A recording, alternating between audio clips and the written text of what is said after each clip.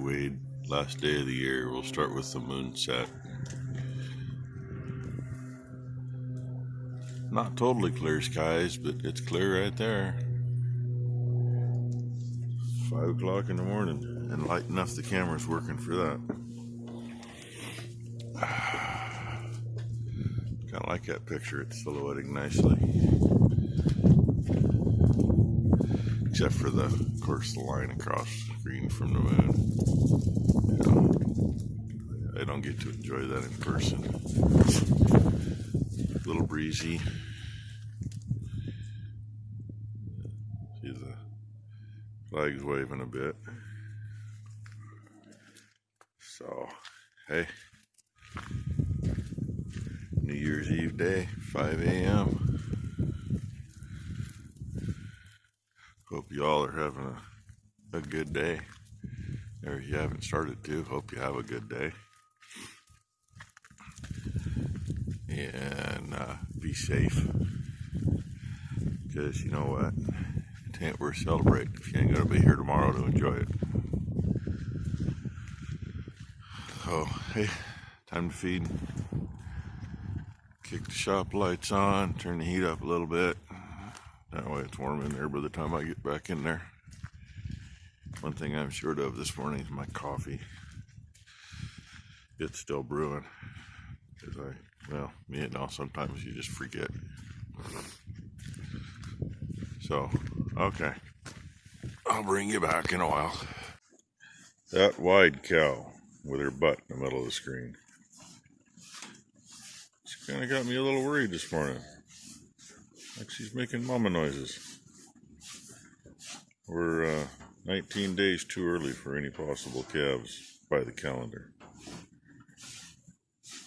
And I believe it's the one crosswise with her nose toward her butt was just trying to ride another cow over here with her head in the feeder. Well, we were all safe in calf not that long ago. So, little things to make you wonder. And I think it's that Widewood making the noises. But with the exception of seeing anything that might be in the corner of the lot, I've already seen everything and there ain't no babies around. I don't want one this early. Especially since all these little bastards are still in this barn. This is the pen that the 2- and 3-year-olds go in so they can get a little better groceries and get watched a little closer. The other side of that green gate is the maternity pen for the 2- and 3-year-olds. As long as these little bastards are still in here. Yes, I'm talking about you guys. Especially that one. He's a little kicking son of a... But, now keep in mind there's 12 or 15 of them in this group here that don't belong in there because they should be, once again, over here. This is what happens with COVID-19, folks. Yeah, I brought it up. YouTube will probably decide to turn this video off because of that. Well, I know that one you're humping ain't frickin' in heat. And the one doing a humping looks like maybe she's been ridden. If that's the case, we did slip a calf somewhere along the line. Anyway, these guys would, except for the few that we keep, would all be gone. And the few that we keep would be in the back barn, where the ones that are still waiting to go to the processor are at. Normally we end up running the steers in this pen for a little while, but they're usually gone mid-November. Keep a couple of them into December, but we're down low enough we can put these in the back barn. Not this year. I mean, even the butcher dates we got for our own, we just took them in. We just took 2 plus that cow in Sunday to get butchered Monday. We're normally October, November, but all the craziness in the world, all the processing plants are slammed. I'm really not sure why. There's still only so many of us raising animals, so many of us that have to do it, but you can't get a date. A lot of these are still here because our steer customers, they don't have dates for another month. You know, I guess we're lucky. We've dealt with the outfit we deal with for enough years, and you know, last couple of years are an exception, but we used to have in a neighborhood of between 40 and 50 steers that all went through their plant, that all came from here. So, you know, give them enough business and they return the favor when needed. If you need to get in early, you get in early. This cow's kind of got me baffled though, because she's still making mama noises. And I know she ain't calved yet. If she had something outside, she's an older cow, she'd be out there with it. She's enough of a pig, she'd run in here and had breakfast and run right back out. But anyway, yeah, just one more thing that's got us screwed up for the year. Here in a few days, well, yeah, Sunday, maybe Monday, probably Sunday after the others go to town, we'll actually have this pen to use. And that's cutting it way too close for me, because, I mean, you know, we're too close to calving season. And this pen's gotten to be such a mess that, do I clean it out and start over? I don't know. That's not, well, that over here is a mess, but it hasn't been used yet. And it's a mess because the frickin' mole went through from where the downspout is by that pole all the way down along that ditch. So there's water coming in. I'm hoping the mole didn't screw up the underground. There's an old underground tile, but it's not over that far. That's what's kind of funny. I'm not sure why it's like middle of the screen. There's where there's a low spot and it's all wet, because the underground tile actually comes through over here and just about the back of this first calf and goes straight through. So I don't know, shouldn't be the tile plugged. Last time it was plugged, we actually flooded down there against the wall. We keep that fenced off for the calves after they're born and they got a safe place to go to. We actually flooded half of that because it plugged up down there. But one more thing to do. And you know, I rambled way too long. You see that wet spot a little better now.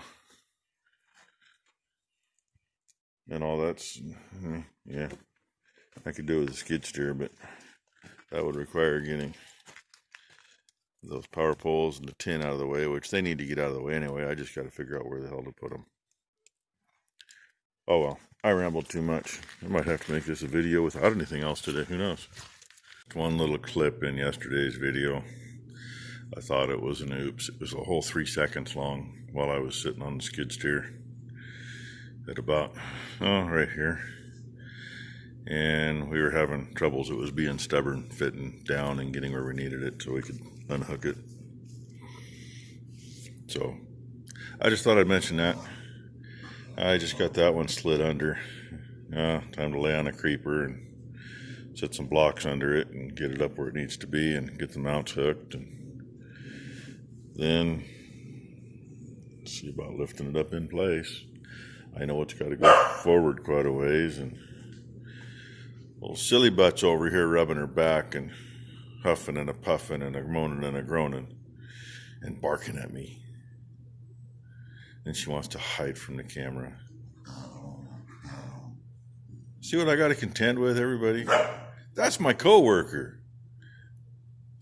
Only thing she does is want to chase cows or chase mice or chase rats or chase squirrels or lay in here and be treated like a princess. Spoiled. Oh well, I'll get you some more. Kind of like when it was on a bench. This one started. I just can't get away with the right spot to get the other one started. I've been at this for half an hour now. Driving me freaking crazy. But as soon as I get it up there, we'll get that centered and tightened down and then figure out how we're going to lift it. Then my plan is a jack underneath the tranny and probably 2 jacks underneath the front.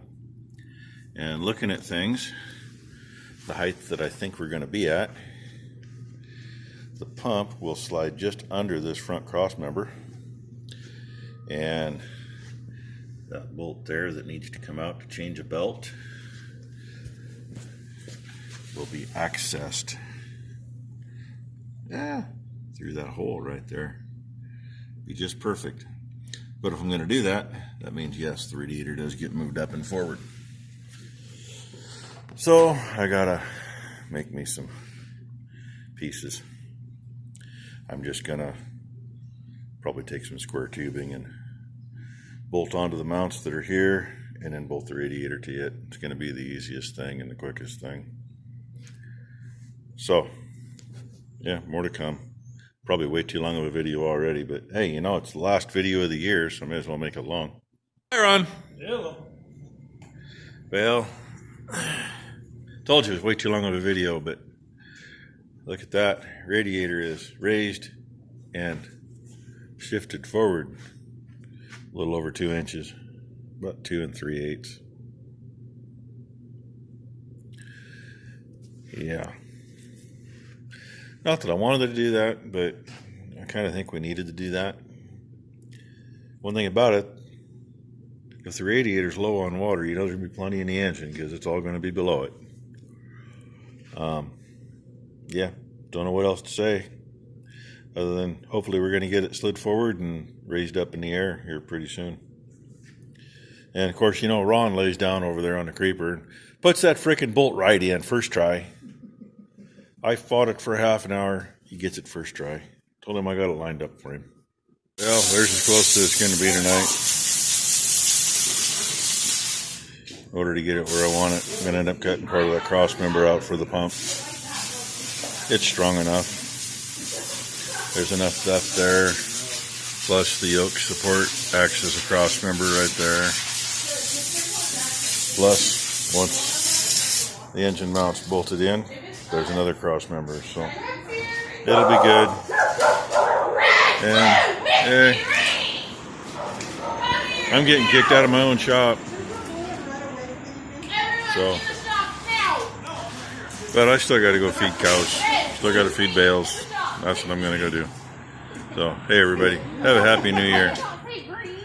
Let's pray that 2021 is better. Thanks for watching, everybody. I really appreciate everybody being around for all my silly videos. Okay, more food. We even get a truck. And I hope you don't park in the wrong spot, because I got to get through there.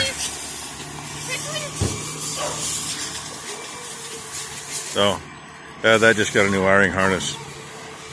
2017, and it's got a new wiring harness. Gotta love the new shit. But on his way back from the shop, so this is where we are. Oh well, he didn't get the part about being in my way.